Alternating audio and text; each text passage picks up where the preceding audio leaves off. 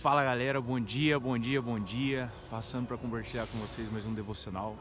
O livro de Efésios, capítulo 6, a partir do verso 12, vai dizer o seguinte: No demais, irmãos meus, revesti-vos de toda a armadura de Deus e fortalecei-vos no seu poder.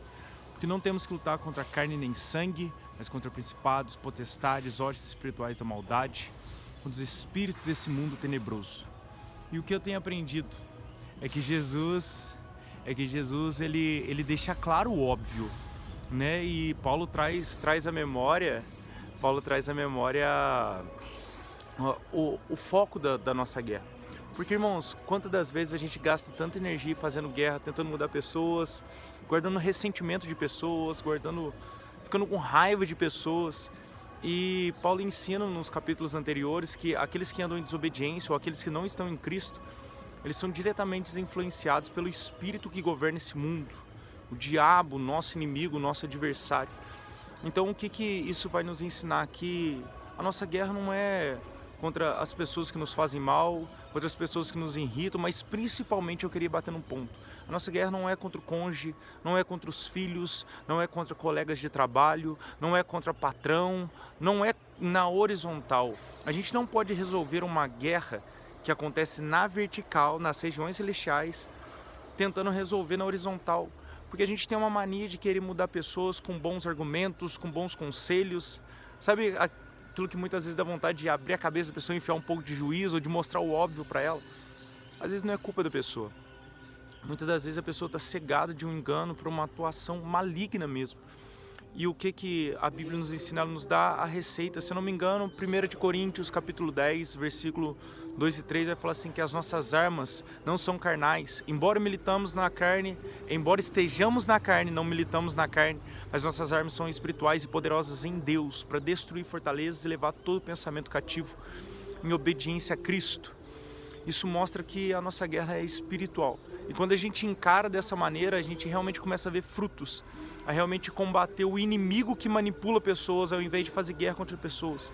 Porque às vezes a gente imprime tanta força, a gente gasta tanto argumento, tanta lábia tentando convencer pessoas de coisas que ela está impossibilitada espiritualmente de conseguir entender. Então sempre que você estiver diante de um desafio no seu casamento, quando o casamento estiver desafiador, quando o cônjuge estiver desafiador, os filhos estiverem desafiadores, comece a gastar mais tempo com Bíblia, jejum e oração por essas pessoas e por essas circunstâncias. Porque a Bíblia fala que operando Deus, quem impedirá? A Bíblia mostra que Saulo, apesar dele ser um conhecedor da lei, ele ainda não tinha conhecimento de Cristo. E ele foi um instrumento das trevas para poder perseguir a igreja, para poder matar vários dos irmãos. E aqui está um grande detalhe. A Bíblia fala que quando ele estava indo para Damasco, ele tem uma visão de Cristo, ele tem um encontro com Cristo, ou seja, uma experiência sobrenatural e espiritual. E fala que dos olhos dele caíram escamas.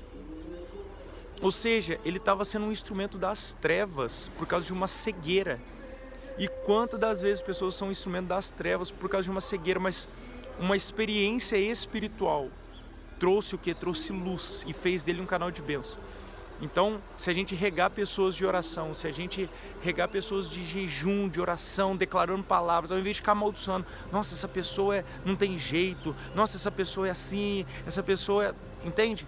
Não use sua boca como um canal do inimigo para sentenciar, para perpetuar uma situação, perpetuar uma atitude de uma pessoa. Mas que você gaste tempo orando, cobrindo essa pessoa de oração, para que aquilo que espiritualmente a envolve, impede ela de ser a bênção que Deus fez ela para ser, caia por terra, e ela possa ter uma visão de Cristo e ser a bênção que Deus fez ela para ser. Amém? A nossa luta não é contra a carne nem sangue, não é contra as pessoas que estão à nossa volta, mas nossa luta é contra um inimigo espiritual. Ok? Então gaste força, gaste energia, gaste tempo fazendo guerras espirituais e com toda certeza nós veremos frutos no mundo físico. Amém? Que o Senhor te abençoe no nome de Jesus.